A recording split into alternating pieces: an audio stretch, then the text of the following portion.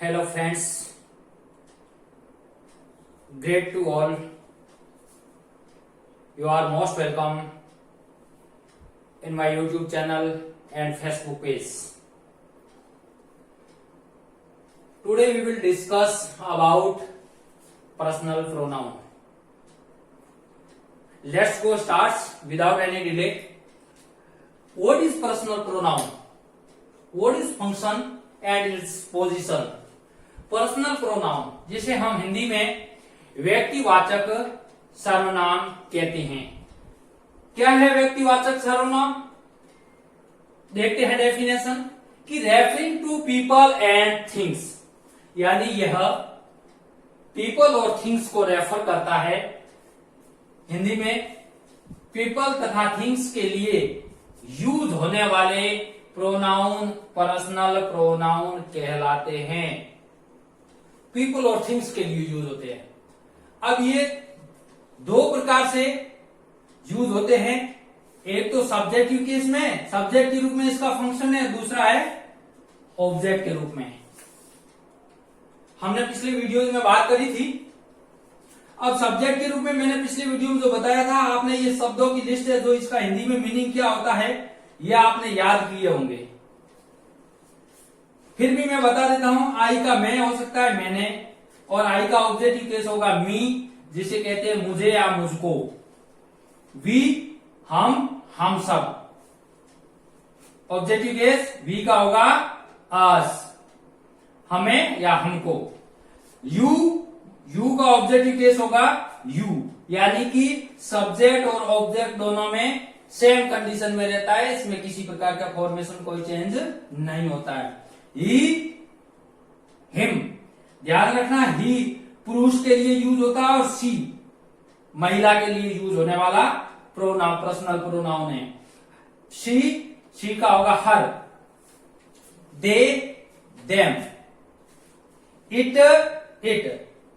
तो यू और इट ये दोनों सब्जेक्टिव और ऑब्जेक्ट दोनों में सेम फॉर्म में रहता है। इसके वर्ड में कोई किसी प्रकार का चेंज नहीं होता है। जैसा कि आपके समक्ष है, बाकी सभी में चेंज हो रहा है और ये इसमें कोई चेंजेस नहीं हो रहा है।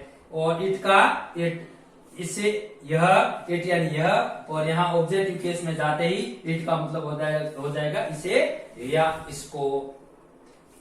और दूसरी बात यहाँ समझने लायक ये है कि इट होता है, इट जो होता है वो पशुओं के लिए यानी कि एनिमल्स के लिए, और एनिमल्स को छोड़ करके नॉन लिविंग यानी वस्तुओं के लिए सब्जेक्ट के रूप में यूज होने वाला ये इट है।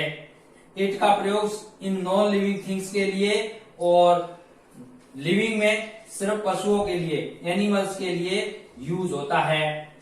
अब इसके फंक्शन अलग अलग हैं, हम आगे डिस्कस करेंगे नेक्स्ट वीडियोस में।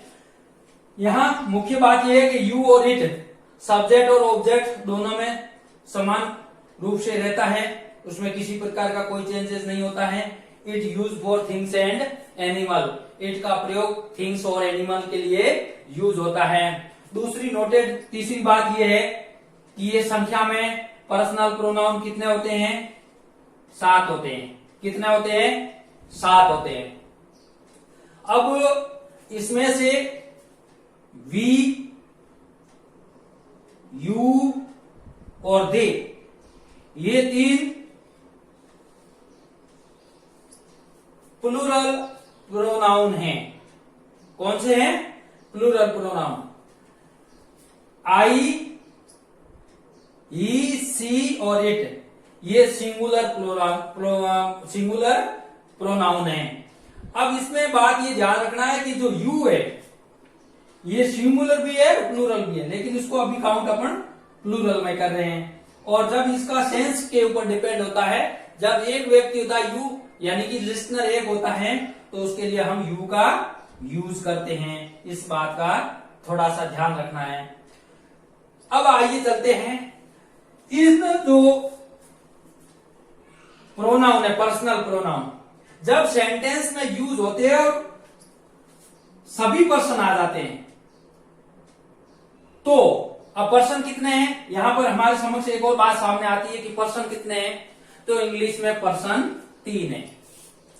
कौन कौन से पर्सन है, एक तो फर्स्ट पर्सन आई और वी, ये हो गए फर्स्ट पर्सन।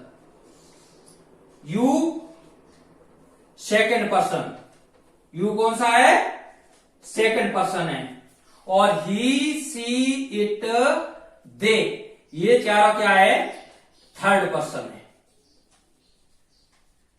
अब थर्ड पर्सन सिंगुलर में ही सी इट सिंगुलर है, दे प्लूरल है, यू प्लूरल और वी प्लूरल है।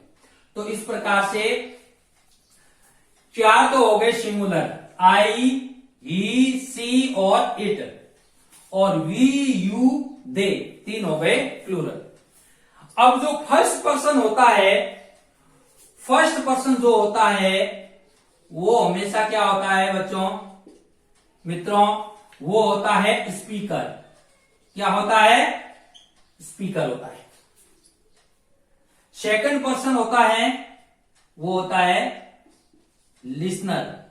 क्या होता है, लिसनर होता है, यानी श्रोता, सुनने वाला। और जो थर्ड पर्सन होता है वो एब्सेंटी होता है, यानी अनुपस्थित होता है, जिसको न तो लिसनर को पता है न स्पीकर, यानी कि वह न तो लिसनर के रूप में है न स्पीकर के रूप में है। तो ध्यान रखना, पर्सन 3 प्रकार के होते हैं, फर्स्ट पर्सन, सेकंड पर्सन और third person. First person listener, speaker, second person listener और third person absentee, none of both, यानी दोनों में से कोई नहीं। अब हमारे समक्ष बात आती है कि जब ये फर्स्ट पर्सन, सेकंड पर्सन और थर्ड पर्सन तीनों अगर सब्जेक्ट के रूप में आ जाएं और वो एंड से जुड़े हुए हो, तब हमें उनका सीक्वेंस क्या होना चाहिए, सबसे पहले फर्स्ट पर्सन आएगा कि सेकंड पर्सन आएगा कि थर्ड पर्सन आएगा। तो यहां पर इसका भी हमारे पास सॉल्यूशन है। आइए देखते हैं कि जब सिंगुलर प्रोनाउन जब एंड से जुड़े हुए हो तो गुड सेंस में, यानी कोई अच्छा काम होता है, तो उस अच्छे काम के लिए हमें 2-3-1 रूल का फॉलो करना चाहिए, यानी सेकंड पर्सन, थर्ड पर्सन और फर्स्ट पर्सन का फॉलो करना चाहिए। और अगर बैड सेंस है, यानी कोई अच्छा काम नहीं है, तो उसके लिए 1-2-3 का ही फॉलो करना चाहिए। क्योंकि मारवाड़ी में क्या कहावत है, भूंड का ठीकर तो खुद में ही आता है। तो फिर यहां पर जो बुरा काम हो रहा है, तो सबसे पहले फर्स्ट पर्सन स्पीकर। तो आइए, और सेकंड, अगर प्लूरल प्रोनाउन जब एंड से जुड़े हुए हो तो उसमें गुड सेंस और बैड सेंस दोनों में 1-2-3 फॉर्मूला ही यूज करना है, फर्स्ट पर्सन, सेकंड पर्सन और थर्ड पर्सन। और आपको याद हो गया होगा कि सेकंड प्लूरल कौन कौन से, वी, यू, दे, तीनों को याद रखना है। आइए हम अब इनका क्लेरिफिकेशन करते हैं बाय एग्जांपल्स, थ्रू एग्जांपल्स। देखो, जैसे हमारे सामने दिए हुए हैं, he, you and I are good friends. अब गुड फ्रेंड है तो इसका मतलब गुड सेंस है, फ्रेंड होना चाहिए, और गुड फ्रेंडशिप भी एवर लास्टिंग रहनी चाहिए अंत तक।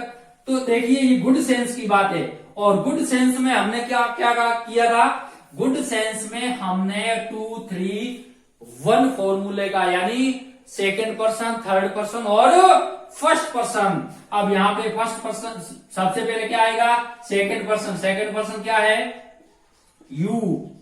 फिर third person he, you, he and I are good friend. अब ये हमारा sentence according to grammatical rules correct है। अब नेक्स्ट एग्जांपल की तरफ देखिए, he, you and I have broken the window. अब ये विंडो उसने, आप, तुमने और मैंने, तीनों ने क्या कर दिया, विंडो को तोड़ दी।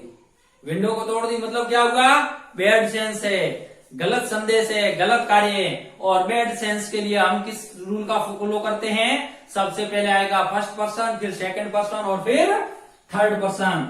तो इसमें फर्स्ट पर्सन कौन सा है, आई।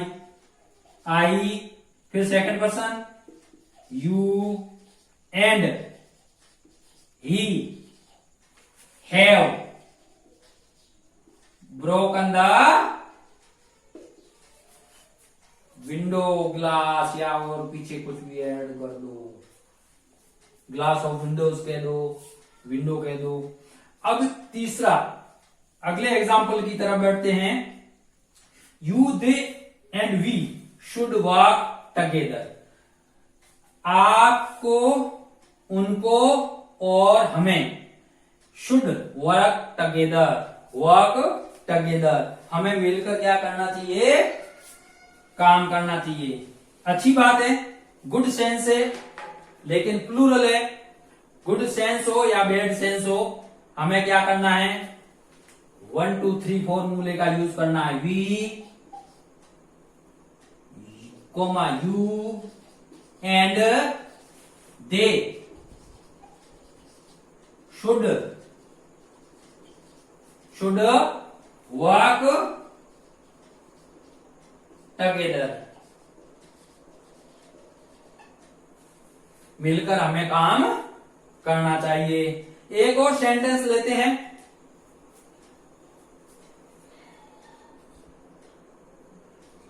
We, he and they should water the plants, water the plants। अब इसमें देखिए, we, he and they should water the plants. अब यहां पर सिंगुलर भी है और प्लूरल भी प्रोनाउन जुड़े हुए हैं। वी प्लूरल है, ही सिंगुलर है और दे प्लूरल है। तो यहां पर ना तो सिंगुलर है ना प्लूरल है, दोनों मिक्स है। तो यहां समझने की बात है, जब ये क्लैरिफाई करने के लिए मैंने यहां ये एग्जांपल लिया है, तो ऐसी स्थिति में हमें किसी भी तरह का कोई रूल का फॉलो नहीं करना है। जब सिंगुलर और प्लूरल दोनों मिक्स हो तो हम मोस्टली 1 2 3 का ही फॉर्मूले को यूज करते हैं, और उसमें कोई इधर उधर हो तो भी उसमें कोई दिक्कत वाली बात नहीं है। और we, they and he should water the plants. इस कारण से इसका कोई फिक्स रूल नहीं है भाई, first person, second person, third person, 1 2 3 आएगा, 2 3 1 आएगा, ऐसा कुछ भी नहीं है।